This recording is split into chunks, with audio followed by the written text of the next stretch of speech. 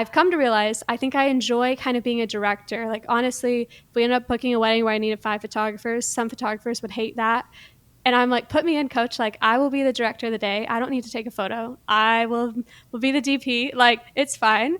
So I think I kind of strive in like the chaos that is weddings. Welcome to Shoot the Veil, a mobile app made by wedding photographers for wedding photographers to help inspire you to create and equip you to grow. I'm Sam. And I'm Donnie, and this podcast is about wedding photography as an art and as a business.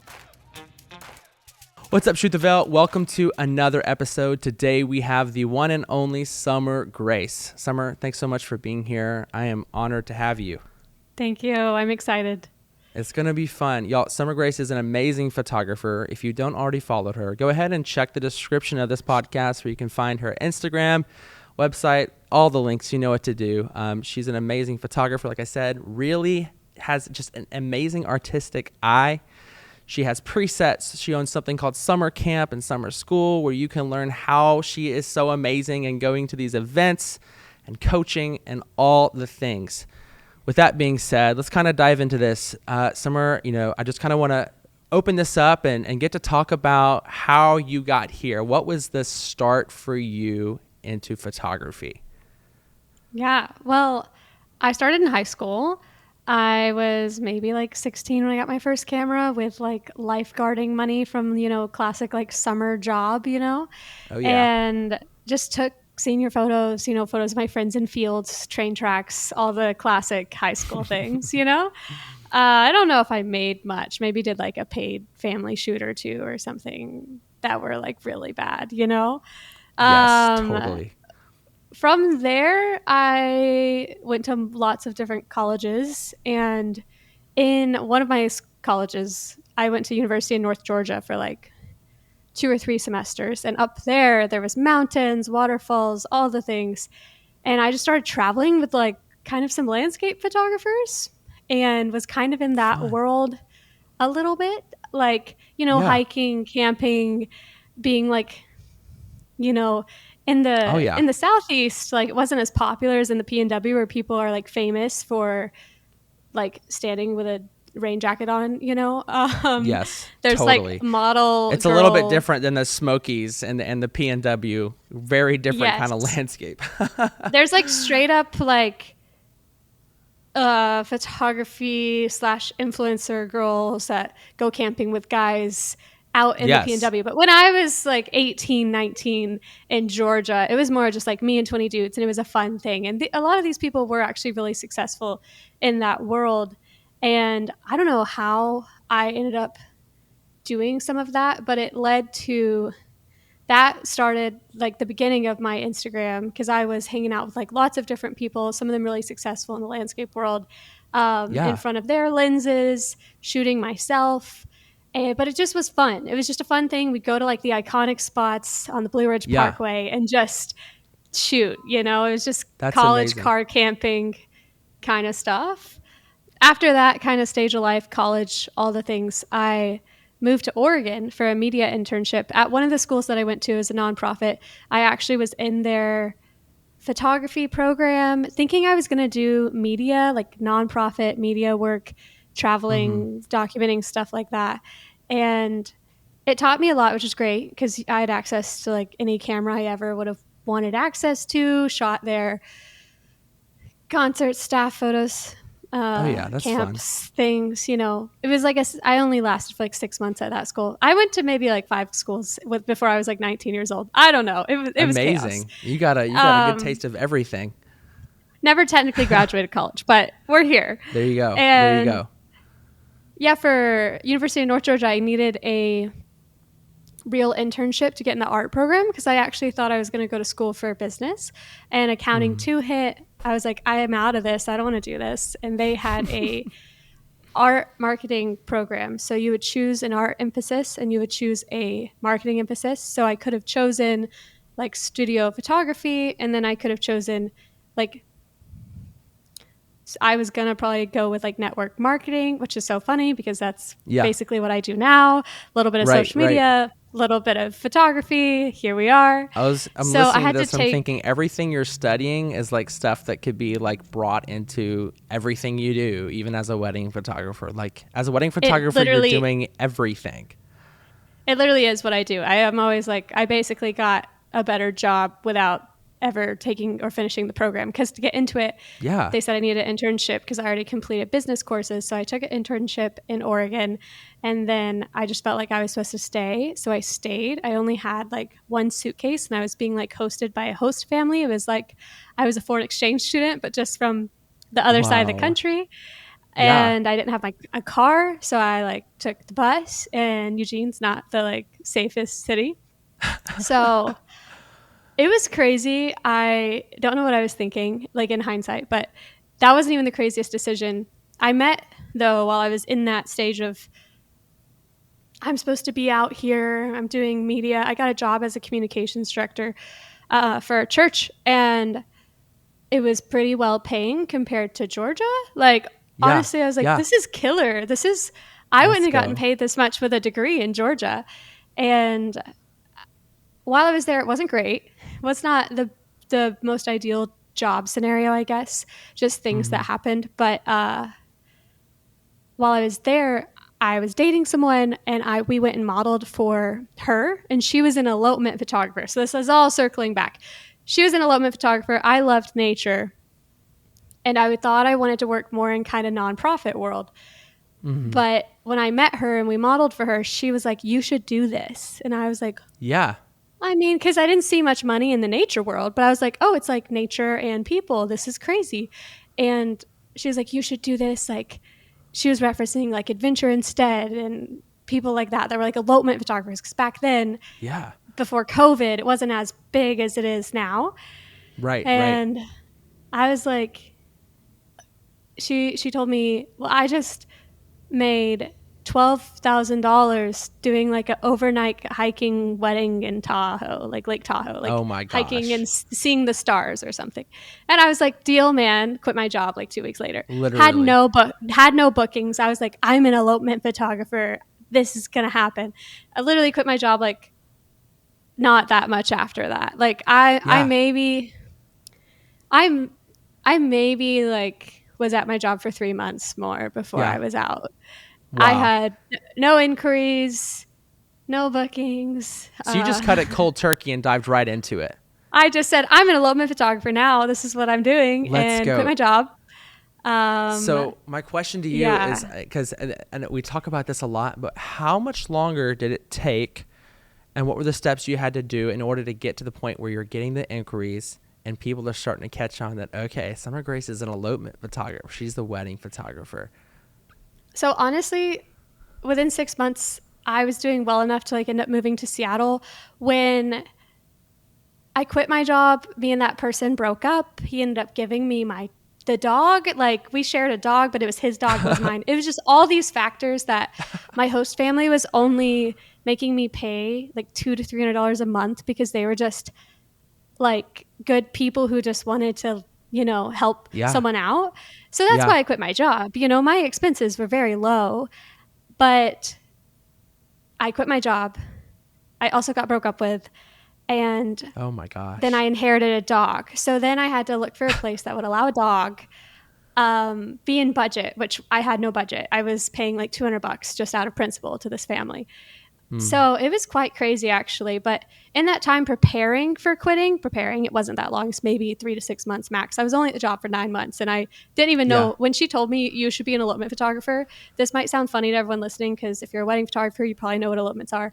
I was not a wedding photographer. So I was like, what's an elopement? Like Vegas? Like courthouse? Like I don't even know what you're talking about, ma'am. Like, yes. So that's so funny. Every time I try to explain that to someone who's not Gen Z or millennial, they're like, oh, like just go to the courthouse and get married. And I'm like, no. Imagine like your marriage is, yeah, exactly. And you don't know these things until you're really inside of them. And like the whole elopement world it's a thing, and it's a big move. And I really feel like it came around. It really started entering the industry, probably the year before COVID. Then COVID was like, oh heck yeah, we're all doing this. Like, why would I want to spend $80,000 on a wedding for one day when I can go make a weekend out of this elopement in Yosemite? And so it really became a big trend, and awesome, honestly, really fast. Yeah, basically, because I was in the PNW and there's so much nature around, I would thrift wedding dresses, throw them on random people. I'd ask random people in coffee shops to like go model for me that afternoon. Like, I was everywhere all the time, shooting as much as I could, getting as much work as I could, while still kind of at this job. So when I quit the job, it's not like I had any magic number. I didn't have anything saved. I maybe had like $100 in my savings account, and I postmated for like 30 days, 15 hours a day to like build a savings account, and somehow lived. I ended up finding a tiny home to live in that was like $500 a month. I was classic like starving artist. I was eating like black beans on like a this little, is what awesome. are those like burner stoves or whatever, where it's like convection or a hot plate kind of thing, hot plate. Yep. Like the composting toilet. Had to handle my own poop. One time I left for so long, I thought the poop was like alive. It was so bad. Oh my gosh, you're crazy. Cut my hair because the shower only lasted like 3 minutes of hot water. But yeah, it was only $500, and the people whose backyard it was in would watch the dog when I travel. So I just like probably met like 100 photographers in the first 6 months, like quitting my job or more. Like, I somehow traveled the whole West Coast on like no income, and it was what brought me to where I am today, because without that tiny home, rough stage where it probably sounds really chaotic to everyone listening, I don't think I would have ever made it where I am today. If I would have waited until I had a certain amount of income, I would have subpar worked both jobs and been subpar at both jobs, both wedding photography and my other job, for years. Honestly, I would have probably taken like 8 years to go full time. But because I just like full sent, I didn't have a kid, I didn't have a husband, there was scenarios that grind time, it was fine that I was, starving artist mode, exactly. And there's a season for that. And there really is. There's a season where it's like, this is what I'm going to prepare myself to get to where I want to go. And you grind time. Yeah. You grind time. And there's not really a balance to that. There may not be a balance in your life at that point, but that's okay. And we say that there's a time where you're going to be working all day until 12 o'clock at night, and that's okay. But there's light at the end of the tunnel where you will be able to have a little more balance to your life. And it's a beautiful thing. One thing I really want to kind of double click on is, you said within like the first few months you met like 100 photographers. Maybe that's just a round number, but you met a lot of photographers. I met a lot of people. I didn't understand what I was doing. Like, I didn't know that I was networking, but when I look back on that stage, that was one of the factors that brought me a lot of success. Was I ended up having so many friends that would send me gigs, weddings, work when they were already booked. Because there's a lot of people, even if you're not fully booked, you might get 5 inquiries for the same day that you are booked on. Like, we aren't trying to book a lot next year, but there is one date where we've had like 6 inquiries within the last week for the same date. And I'm I'm barely, come on guys, inquire for a different date. There's only one of me. Right. Good old, what is it? Like Memorial Day or something. It's in May. Yes. Whichever one that is. So popular. And so, there's always going to be people there's always going to be people in your life who can help you out. And a lot of times for me, it wasn't intentional, but without those people and those connections that I made in person, I don't think I would be where I am today. Combined with social media, I kind of already had a decent community online before trying to transition into weddings. Maybe, I don't know, 2,000 to 4,000 followers or something like that from the landscape world. And in the landscape world, you're all very supportive of each other. You share each other's work, you comment, it's just very big community kind of environment. So I did start with like a good, like a decent base once I started trying to transition to weddings. Absolutely. Which was and you had good, done senior photos and like stuff back in Georgia and the Smokies, right? they weren't good, but Right. But you had that experience under they your belt existed. that you knew. Right. They existed. That's no really one should cool. see those photos.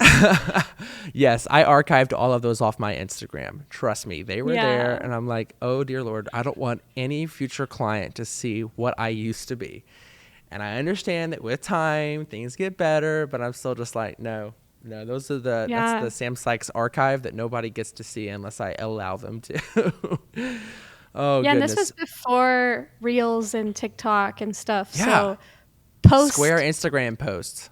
They did really well. And, because I branded for like elopement-y things before COVID hit, when COVID hit, it didn't matter that I had all these inquiries that like then weren't paying me. It was more like I had no inquiries. So then all these people are looking for elopement people. It looks like I'm an elopement photographer, and they're like, oh, we should book summer. So weirdly, COVID didn't like negatively affect me. Like that sounds bad, but I wasn't really used to money or inquiries anyways. And so if anything, it like brought me work because I branded kind of naturey.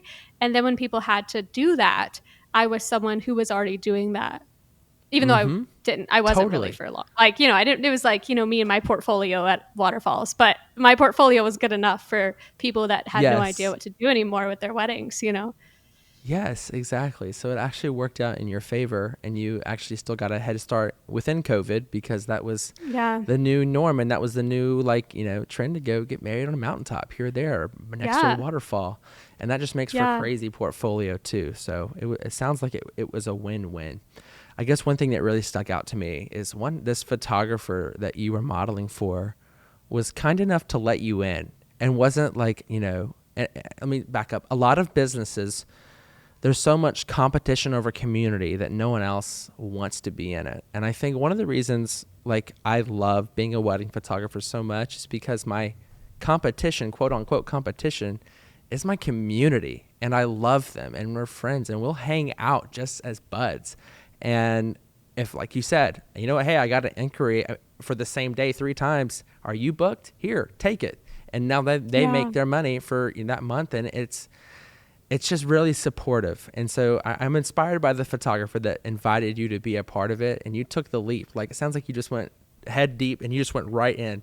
And I mean, that's inspiring. So to the listener that's working the part-time job and wants to do this full-time, and I've been there, and maybe you've been there too, it sounds like, what is some advice that you would give them if they are good at their craft and they want to take this full-time? Like, what would you say to that person right now?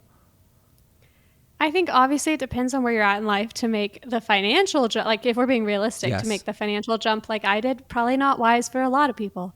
But I think maybe even just mentally taking the jump like that, might be good for a lot of people to just say, like, this is what I'm going to do, and devote your brain energy to it. If you need to get a different job that maybe doesn't take up your brain space, maybe you Uber Eats, maybe you nanny, something that isn't taking away from like your emotional or the output that you can give to your business. Because for me, I'm very like, what I need to be focused on, I need to be focused on. And if I have distractions, then I'm not going to make any real progress. I might think I'm progressing, but I'm not actually going to excel.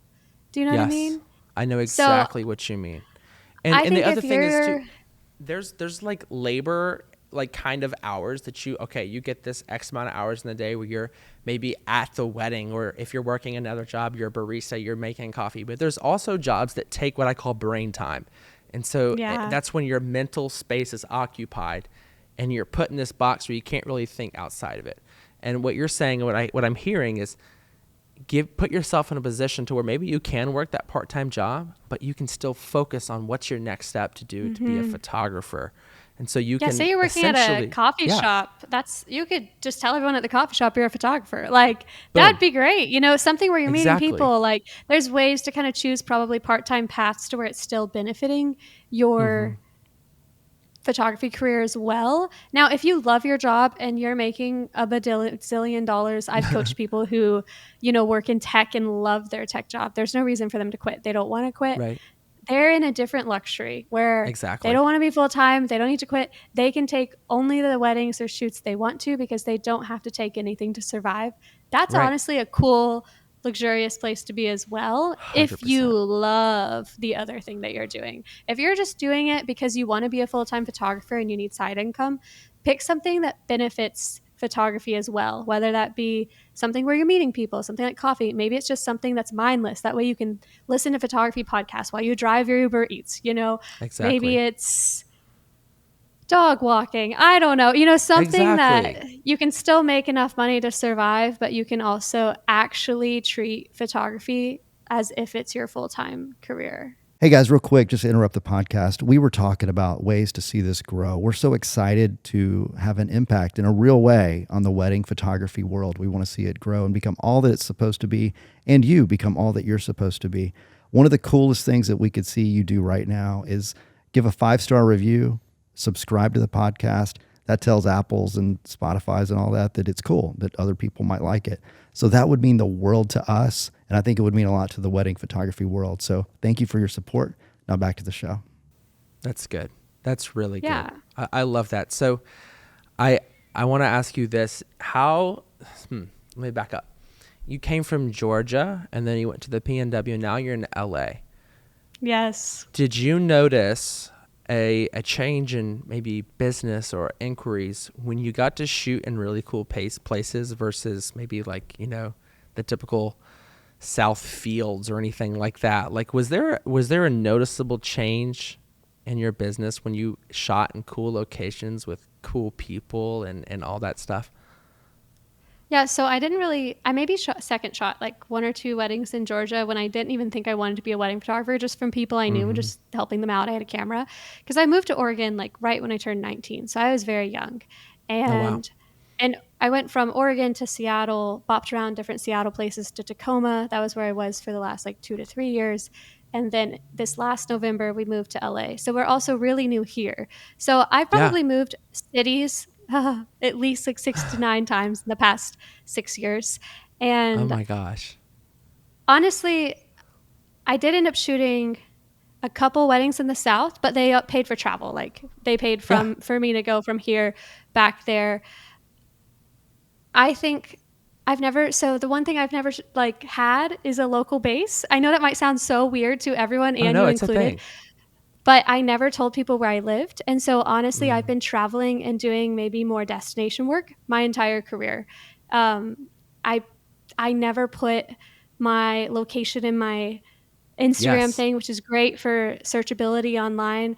If I did put it, it would be broad. It'd be PNW photographer or, something kind of broad, but not telling people where I lived. And, there was good and bad to that. The good was I got really used to traveling. I wanted to travel, but now that we have a child coming, I don't want to travel as much. I would love for people to know where I am and for me to like actually work in one city.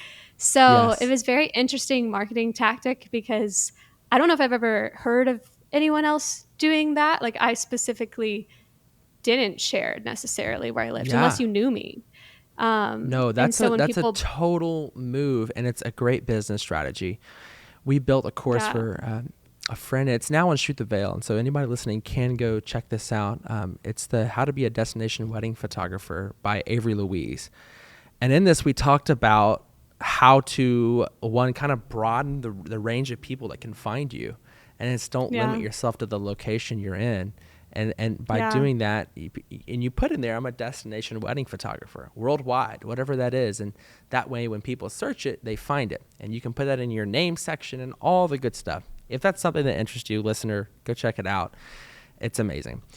Yeah. But I guess the question, like different locations, I think I was always shooting in a different location. I actually don't shoot elopements anymore, but my entire career, even with weddings now, none of them are really in the same place. The most local base I've ever gotten is because this one venue put me on their venue list in Hood River. But Hood River's super naturey. It looks like the Lake Como of the PNW. Very beautiful, like nature views. So it's not like I'm shooting in a field or a barn or something that feel repetitive. For Hood River to feel repetitive, I'm down for. It's like the most gorgeous, like cliff river. I don't know. It's just stunning. So yeah, I've never had anything feel repetitive, really. That's good. Does shooting in different locations, you feel like, trigger your creativity? I think Or I is it? enjoy the difference. Like, I think I actually tell people, someone asked me recently why I enjoy shooting weddings, because I was at a Nikon event and I was the only wedding photographer there. So of course they're like, why do you do this? We all hate this. You know what I mean? Yeah, yes. And I think a lot of, especially women, might say because they love and like the authenticity of it, and it's like this very emotional thing for them. You know, there's Yes. nothing wrong with that. I would love to be that way, but I'm not. Yes. And I actually realized in that moment talking to them, I was like, you know what? I think I like it for the same reason you probably hate it. I think I enjoy the stress and the chaos that comes with a production, which I think is why I also don't do as many elopements anymore. They feel too much like a photo shoot and less like documenting. And so, yeah, I've come to realize I think I enjoy kind of being a director. Like, honestly, if we end up booking a wedding where I needed 5 photographers, some photographers would hate that. And I'm like, put me in, coach. Like, I will be the director of the day. I don't need to take a photo. I will be the DP. Like, it's fine. So I think I kind of strive in like the chaos that is weddings, whether that, Yes. like, my personal life can feel really overwhelming and stressful, but on a wedding day, it feels really fun. I don't know how this happens mentally, You and I but both. Oh my gosh, you're yeah. speaking. You're So preaching to the choir right now. I love I'm it. like the analytical part of me is very plan based, and so I think the whole day is Yeah. like this formula you're conquering, and it is very structured in my mind. But I think I love that. Like, I know that I can go and master this day. Do you know what I mean? I know exactly what you mean. The stress is sometimes freeing. And for Yeah. some people it's the gas to my engine to get me going. And I think that's Yes.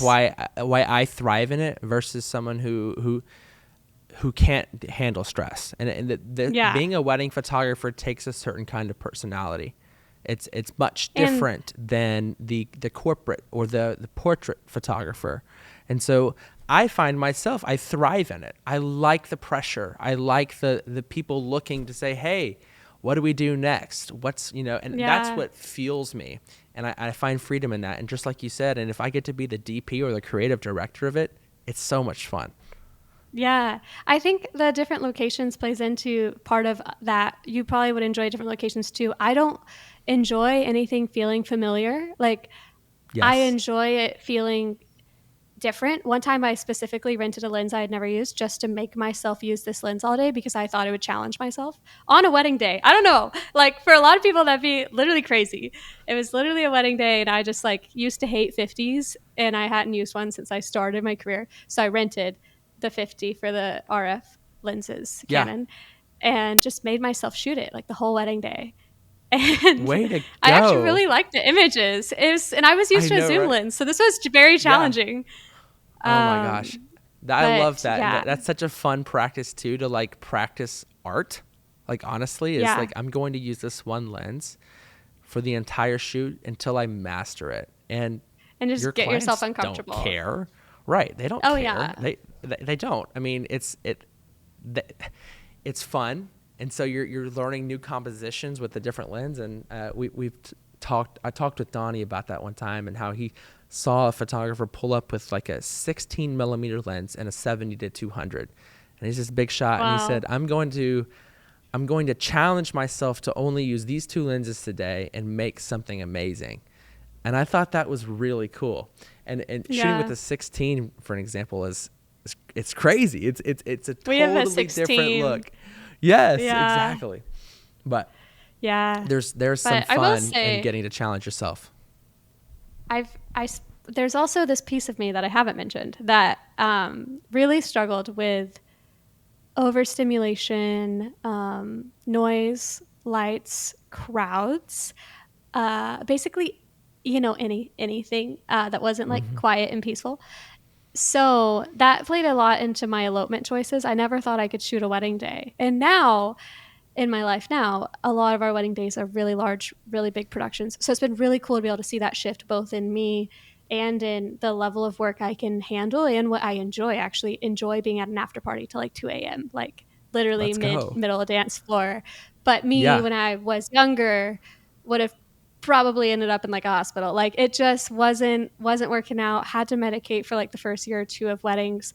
But it's kind of cool that I realized that that's part of the reason I enjoy weddings so much now, because it was something I didn't even think I would be able to do when I was younger. If you ever feel like weddings are overwhelming, or maybe you don't feel like you strive in the chaos as well as me and Sam say we do now, it hasn't always been that way for me, and I'm super excited that it is now, and that I've, had enough healing to be able to shoot, 300 person weddings with a large photo team, and, experience some of the craziness that we've gotten to experience in today's events, because it truly is really fun, and you never know what'll happen in life and how you grow or how you'll change or conquer different things. I mean, even I was still medicating for most weddings until I got pregnant. So it's been a huge adjustment of realizing I can actually do this like by myself and do it pregnant, which is even crazier. We had a 12-hour. No, literally our last wedding was 12 to 13 hours, and it was until midnight. Like the wedding, not the after party. The wedding was until midnight. So I hope you got tipped good. It was a crazy tip, man. It was Let's go. Yeah. It was wonderful. And we bought like furniture with it. It was great. Let's go. Yeah. Okay, how normal is tipping for you guys? This is like a totally like off track question, but this is a question I've been wondering, because some people are like, oh yeah, it's a totally normal thing, and some people are like, I don't know what you're talking about. It totally depends on what kind of weddings you're shooting. Any wedding with a wedding planner, we're normally getting tipped cash envelopes. Yep. So, I mean, I feel like this is more of how good my client experience is for engagement sessions. But I mean, I have honestly, most of the time I get given like cash after an engagement session, like handed it to me. You must be doing something they're like, really here good. You go. I spend a lot of time with these people. We're together for like 4 hours. We're getting dinner together. We're having a drink together. The engagement sessions are very like all-inclusive experience.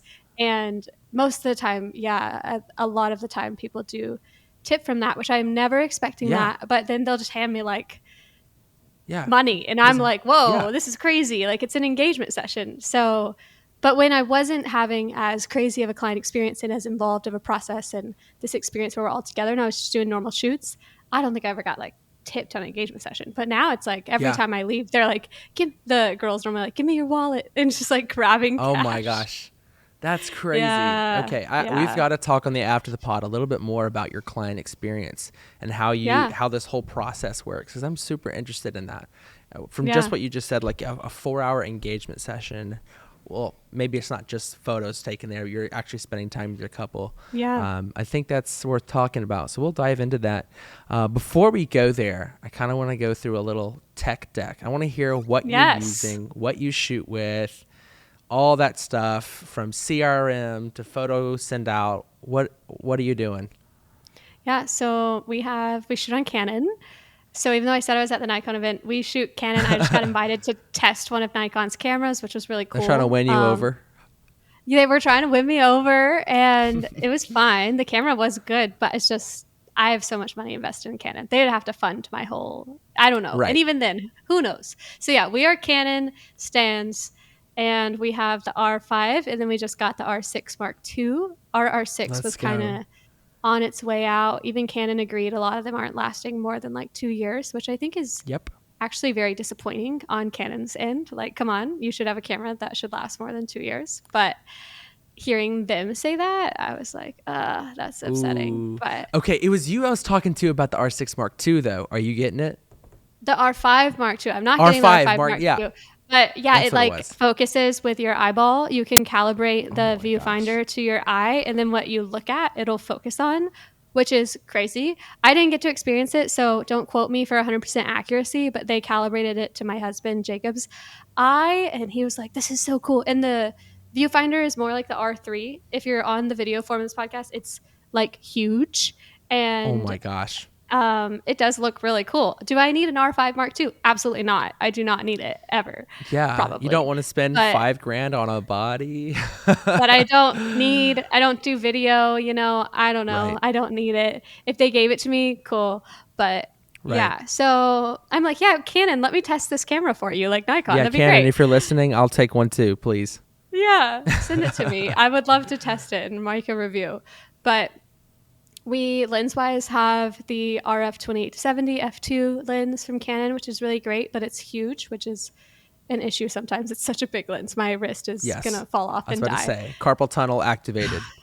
Literally, and I got steroid shots in high school for like wrist pain doing sports. I was very involved in sports. Oh my gosh. Yeah, so I will probably need surgery in the next like 2 years. But either way, we also just got the new RF 35 millimeter 1.4, Nice. which is very new. A lot of people haven't gotten their hands on it yet. I was going to say, you're really lucky to get that already. Let's go. I know. Yeah. They just happened to have it in the store that I was at. They're like, they didn't even expect they'd have it. So we've been using that. There was some, you said tech, so I'm diving into things. There was some All the stuff. people who have made reviews on the lens that said it's like really distorted. And actually, I did notice it in a couple photos, not in most, but you just have to also make sure that your Lightroom is at like in the newest update, or else it doesn't know the lens to profile do any corrections. lens Just corrections. profile correction. Yeah. Keep it on. Like all import settings, profile corrections for any. Like it goes away for the most part. I think like if you shoot on a wide lens, then people's heads might look weird, but a 35 millimeter, like that's easily correctable. And it was decently distorted when you don't have profile corrections on. And I think the issue was Canon shipped out this lens to gear reviewers, and Lightroom didn't have anything about this lens in there. Like, you know, it's a different company, you know, so. Yes. Yeah, I'm up to date with Lightroom now. The 35 millimeter looks great. It works wonderfully. It's very beautiful. We love it. Our EF lenses were just dying. They were so old at this point. When you shoot weddings, you shoot so many photos. There was no life left in those. So we gave all of our EF lenses to the store that we bought all of this from, just kind of traded I in. just had 3 EF lenses break on me in 3 months. I had my 85 1.2, my 50 1.2, and my 70 to 200 all break. And I was just using the EF to RF adapters. And I'm like, within 3 months, having like all that gear break on me, like autofocus shot just doesn't work. Yeah. And I'm like, oh my gosh, planned obsolescence or something. I don't know. Hey guys, if you're already a member of Shoot the Veil, feel free to skip through this. If you're not, I want to talk to you about something that could change your career as a wedding photographer.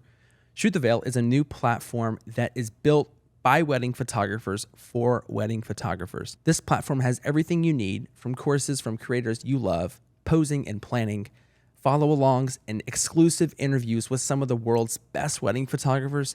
And on top of that, we give away some crazy cool gear every month. If you're not in, go check it out and download it now. We still use the 85 1.2 EF lens. It's the only EF lens we have left, but our cameras were having some issues, and you know, with an adapter comes that there could be a little more issues, and it just wasn't the quality we really wanted. So we did splurge and get the nicer adapter, and we did keep our 85 and not upgrade the 85 because it wasn't showing issues like our EF 35 was, or our 16 to 35, and those were just old. So yeah, I don't know. I would love the new 85 for the RF lenses if anyone here is a Canon user that's listening, but it's like, we are accepting sponsors. It's like $3,400 or something. Yes, the 85 RF lens that a client would never know the difference from. No, ever. It's beautiful, but I don't think I need it. And the EF 85 is better than the RF 85 1.8. It just has it's a lot, to me it's a lot better. So yeah, I like the old school look of the 85 1.2. If you need to have like a gear review YouTube channel, like I'd subscribe to that so fast. I would love this. You're like I'm Marquise more nerdy. Here, like you know your I'm stuff. more nerdy than people think I am. I'm into Let's it. Go. And you also shoot on a lot of film cameras. I was looking at your Instagram earlier. You got your contacts and all your stuff. Like that's a big style of your look. Are most of the photos that I see on your Instagram from actual film or stylized like Canon RAWs? No, a lot of them are film. Yesterday, so you know when this airs, obviously it'll be different. But you know, yesterday, as of today, I posted from a wedding in Portland, and I realized it was the first time I'd posted digital images, like only digital images, probably in a very long time. And so a lot of my feed is film, but I still shoot digital too. Like we shoot both. All of our packages come with at least 2 photographers. And so I'm shooting at least 12 to 15 rolls a wedding. And so Wow. I was like, I should post some digital images. Do people even know what my digital work looks like anymore? Because it is different. They're not exactly the same. I don't want them to be exactly the same. I don't want to shoot such high-end film that it does look exactly digital. I might shoot some cameras that look so good. Like honestly, a high-quality film photo, you won't know the difference between that and digital. It's the lower quality ones where it's like, oh, it's a vibe. Well, yeah, it's like, it's grainy. But on high-end film, if I showed those to a client, they wouldn't know any difference between the digital and the medium format photo. But we shoot a little bit of everything. A Mamayo or a Hasselblad for your medium format. What's your medium format film?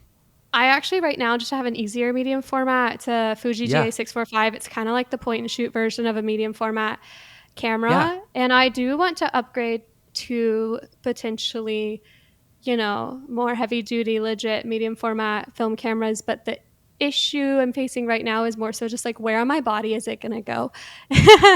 I'm trying to figure out, because I already have the Contax G2 on one side, the R5 on the other side. The Fuji fits in my fanny pack, which is crazy for a medium format camera. And then I have a Holga around my neck. So it's just chaos already. You're cameraed out. Oh my gosh, 4 cameras? So it's pretty impressive. That's not going to be bad for your neck, honestly. My body pregnant with like 8 cameras on my body. It's just hobbling around.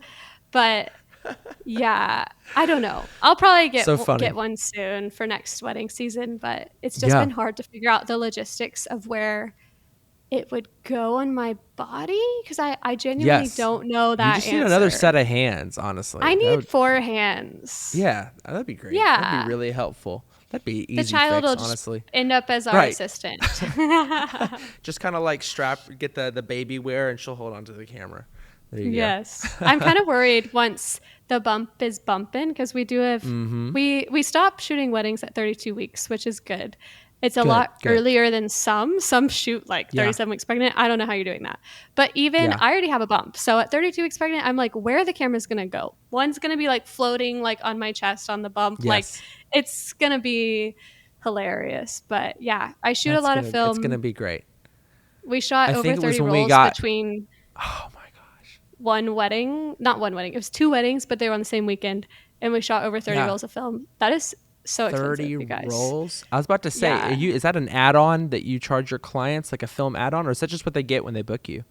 No, so since I shoot most like film with everything, like film is always shot, it's now included in my rates. So everything's pretty all-inclusive. It includes a second shooter, includes film.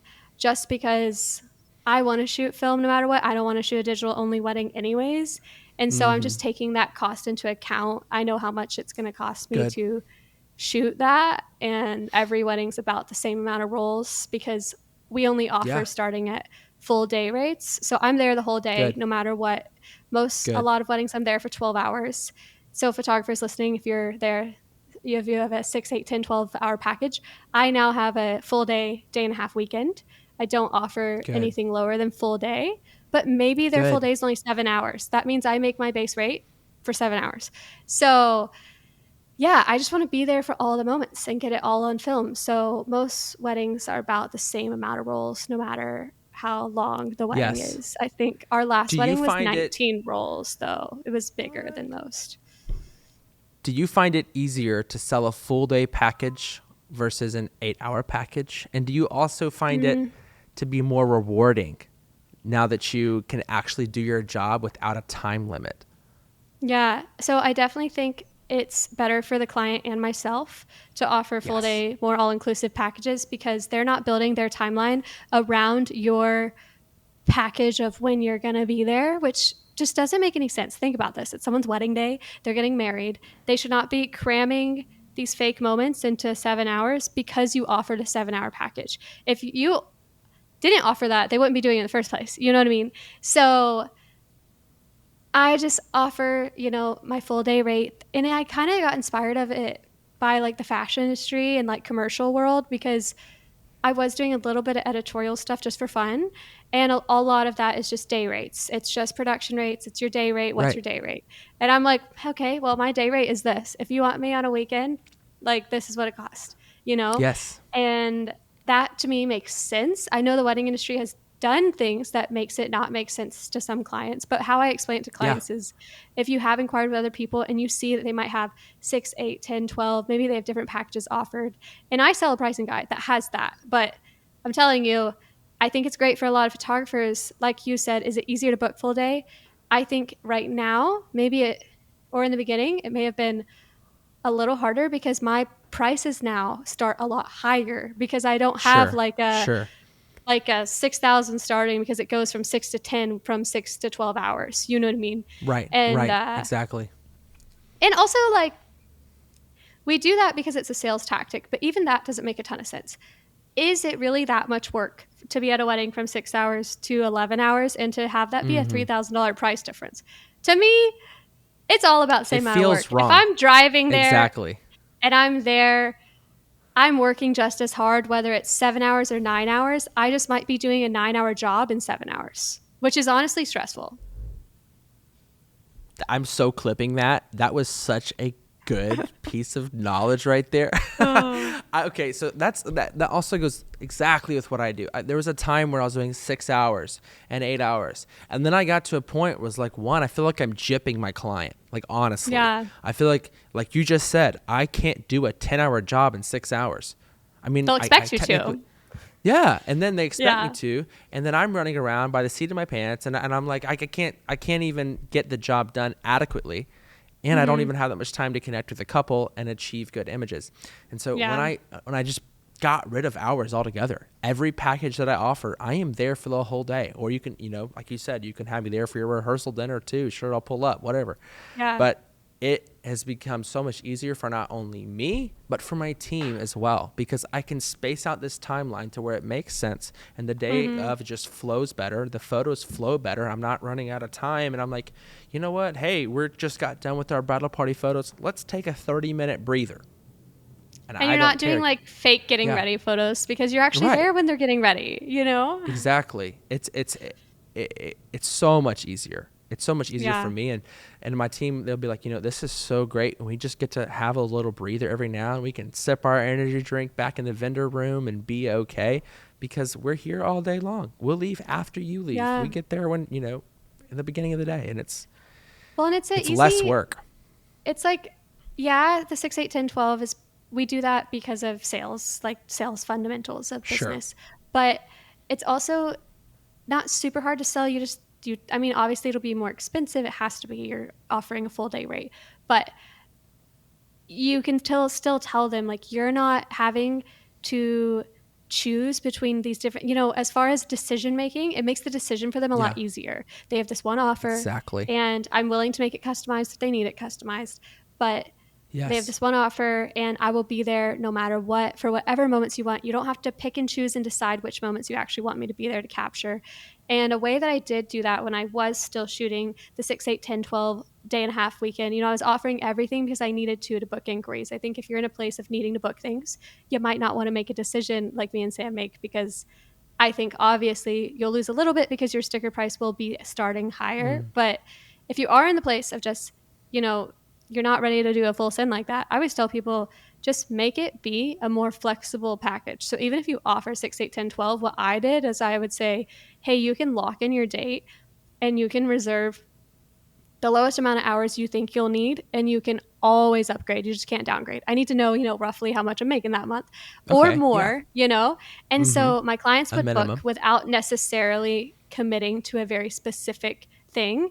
We would take a timeline call where I'd help them talk through their timeline. I'd say, okay, based off your timeline, you need 11 hours. And maybe they locked in like an 8 and they're like, okay, whatever I need, I will book. A lot of times I think people think that their client wants an 8. They don't know what they want. It's their first time getting married. They have no idea what they want. And they don't know how much time they need. So if you just take a call with them and you figure out what they need, they'll always be willing to upgrade. And so I've kind of always shot what the client needed, but maybe there's the one where the budget is X amount, and that's basically the bookings I've gotten rid of by doing the all-inclusive, which is fine with me because artistically I'm more fulfilled, Exactly. There you go. And the cool thing about it is, just like you said, this is the first time someone's ever having to do this, hopefully. Yeah. And the last thing I want to do is get to choose between 6 different packages. Honestly, they just want their wedding day to be good. And especially when you get into the kind of clients that just want a good wedding, and maybe price isn't the, end all be all decision. Yeah. And so they're just like, you know what, just give me the best package. And then you can just easily do that, and you can really fulfill that. And so you're just like, it's a full day. I'm going to be here the whole day, and I'm going to serve you the whole day. I noticed a lot less stress on my clients as soon as I started offering that, which in turn removed a lot of stress from me as the business owner, creative, and photographer. Which will make their client experience a lot better. Boom. With that being said, I think we should end this one and jump right into the after the pod and go right and talk all about your client experience. Maybe talk about some tips and tricks for the avid wedding photographer that's really wanting to take it to the next level. Yeah, we were diving into specifics on the before the after the pod. So you guys we dove into that in the normal one, and then the after the pod's probably going to be really good. It's going to be full of gold. Well, to everybody listening, I want to reiterate, go follow Summer Grace. And I really want you to also go check out her summer camps, where you can check out some really cool workshops, some content days, all this stuff. She's killing it. Along with that, she also offers mentor sessions. So if you're listening to this, go check and see if she has some enrollment options for you. I mean, seriously, you've already absorbed some of the knowledge, and there's a lot more where that came from. And just like I said, she also has a podcast. Yep, we got even more of her. Go check that out, and I'm pretty sure that's like on Spotify, Apple, wherever you listen to. So all the things. Yeah. Well, this has been fun. Let's go ahead and dive right into this after the pod, and we'll see where it goes.